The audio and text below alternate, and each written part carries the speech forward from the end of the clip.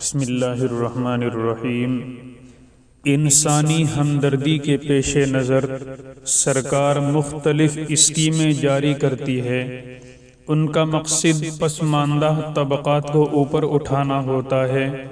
ان کے ذریعے تعلیم، صحت، علاج، مکان، تجارت اور زراعت وغیرہ میں عام آدمی کو فائدہ ہوتا ہے۔ بینک اور غیر سرکاری کمپنیاں بھی اسی میدان میں سرگرم نظر آتی ہیں۔ ان میں بعض صورتیں جائز اور اختیار کرنے کے لائق ہوتی ہیں، جبکہ بعض صورتوں سے احتراز کرنا مسلمانوں کے لیے ضروری ہوتا ہے۔ ان میں سے چند صورتیں اور ان کے شرعی احکام یہ ہیں۔ بچیوں کی پیدائش پر حکومت کی تعاون اسکیم۔ ہمارے ملک کے اکثر حصوں میں لڑکی کی شادی میں بڑے خرچے ہوتے ہیں۔ بعض علاقے میں دینے کا شوق اور بعض میں کھل کر یا دبی زبان سے مانگنے کا رواج ہے۔ اس طرح بچی کی شادی کو گراں باری کا سبب سمجھا جاتا ہے۔ اسی وجہ سے ہزاروں بچیاں بلا نکاح بڑھاپے کو پہنچ جاتی ہیں، اور بہت سی بچیوں کو پیدا ہونے سے پہلے ہی قتل کر دیا جاتا ہے، جبکہ بہت سی بچیاں خودکشی کا اقدام کر بیٹھتی ہیں اور بعض مرتبہ مرتد ہو کر غیر مسلم سے نکاح کر لیتی ہیں۔ غرض یہ کہ انہی صورتحال کے پیش نظر حکومت نے تعاون کی ایک اسکیم بنائی ہے کہ بچیوں کی ولادت کے بعد متعلقہ محکمے سے فارم کی خانہ پوری کی جاتی ہے۔ پھر حکومت اس بچی کے نام پر بینک میں 10,000 روپے جمع کرتی ہے اور 15 سال بعد کھاتے میں 1 لاکھ روپے جمع کر دیے جاتے ہیں۔ شروع میں یا درمیان میں بچی یا اس کے والدین کی طرف سے کچھ جمع نہیں کرنا پڑتا، اور نہ ہی اس مدت میں کوئی اس کھاتے سے رقم نکال سکتا ہے۔ یہ اسکیم بہت اچھی ہے، مسلمانوں کو بھی اس سے استفادہ کرنے میں کوئی مضائقہ نہیں، اس لیے کہ ابتدائی 10,000 پر بچی کی ملکیت تام نہیں ہوتی، اس لیے اس پر اضافے کو سود نہیں کہا جا سکتا۔ سود کی تعریف اس پر صادق نہیں آتی۔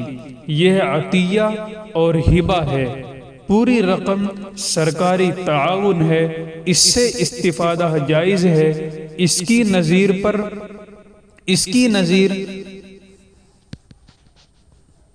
پرائیویڈنٹ فنڈ ہے کہ اس پر ملنے والا اضافہ تنخواہ کا حصہ بن کر تعاون اور ہبے کے زمرے میں آتا ہے۔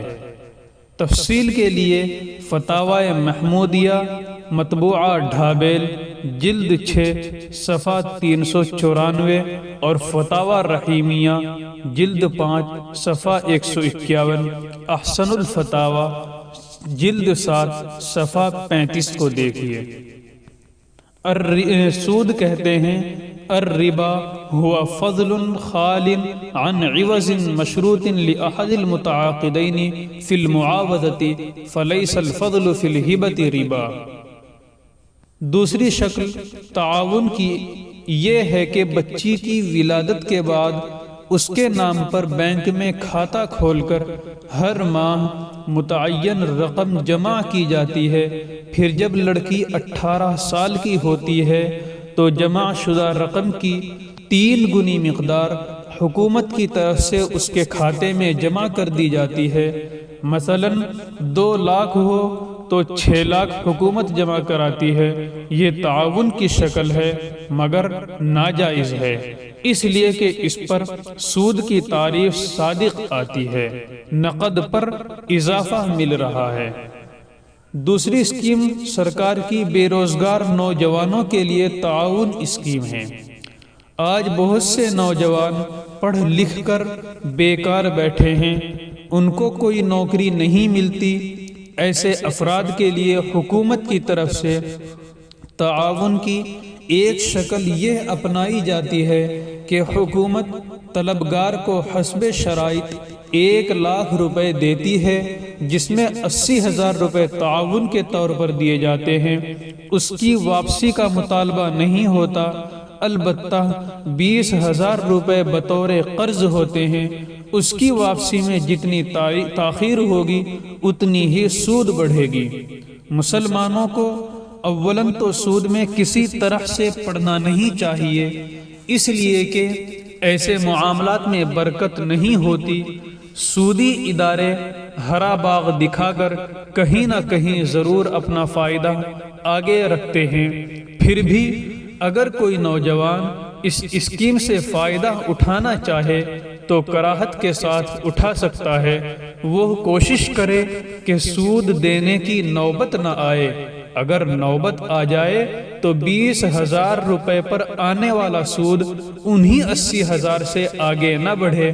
جب تک 80 کے اندر رہے گا اس پر شرعی سود کی تعریف صادق نہیں آئے گی، اگرچہ حکومت اسے سود کہے، اس لیے کہ 20,000 1,00,000 کا حصہ ہی تھا، دونوں کا معاملہ ایک ہے۔ اگر کوئی نوجوان اس سے استفادہ کرتا ہے تو اس کو اس وقت تک جائز کہا جائے گا جب تک کہ 20 پر سود کا اضافہ 80,000 کے اندر رہے۔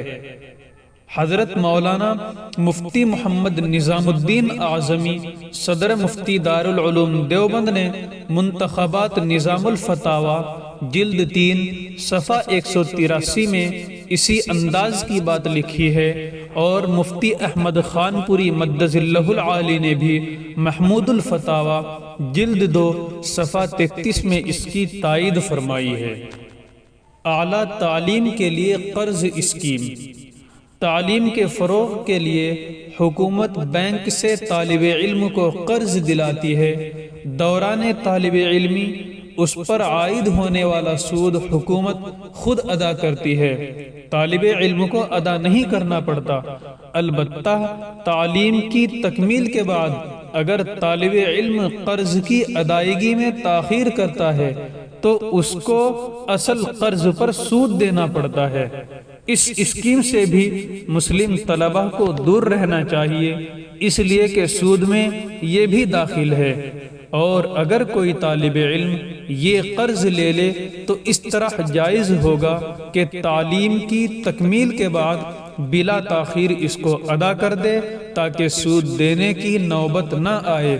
سود کی حرمت قرآن پاک میں واضح ہے۔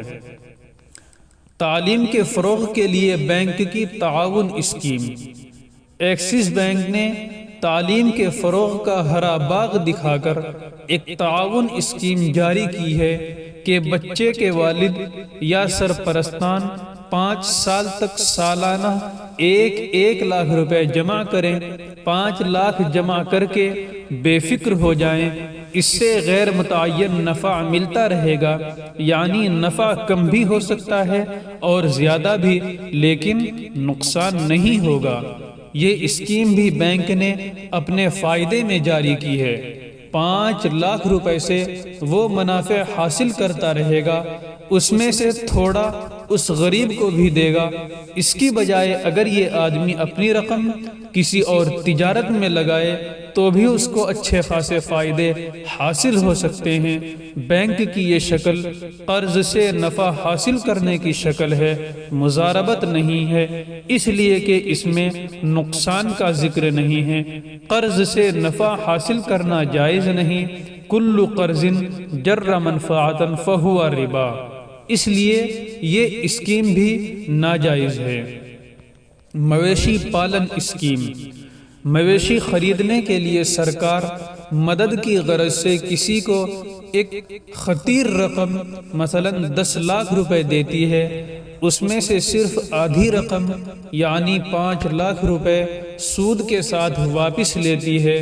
اگر کوئی جانور مر جاتا ہے تو بتانے پر اس کی خرید میں صرف ہوئی رقم دوبارہ دیتی ہے۔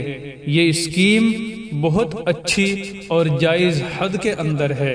یہ معاملہ قرض معاف کرنے کے قبیل سے ہے، مبسوط سرخسی میں ہے، اذا اقرض الرجل الدراہم ثم صالحہ منها على اقل على اقل من وزنها فهو جائز۔ 5 لاکھ کی واپسی میں اگر سود دینے کی نوبت آئے اور وہ کل قرض 10 لاکھ سے آگے نہ بڑھے تو معاملہ حرام نہ ہوگا، جیسا کہ بے روزگار نوجوانوں کے تعاون والی صورت میں بتایا جا چکا ہے۔ ڈرا بیک پالیسی، ملکی مصنوعات کو دوسرے ممالک بھیجنے کو ایکسپورٹ یعنی برآمد کہا جاتا ہے۔ سرکار ہر مصنوع کے ایکسپورٹ پر الگ الگ فیصد کے حساب سے ڈرا بیک یعنی واپسی اضافی رقم دیتی ہے، جسے ایک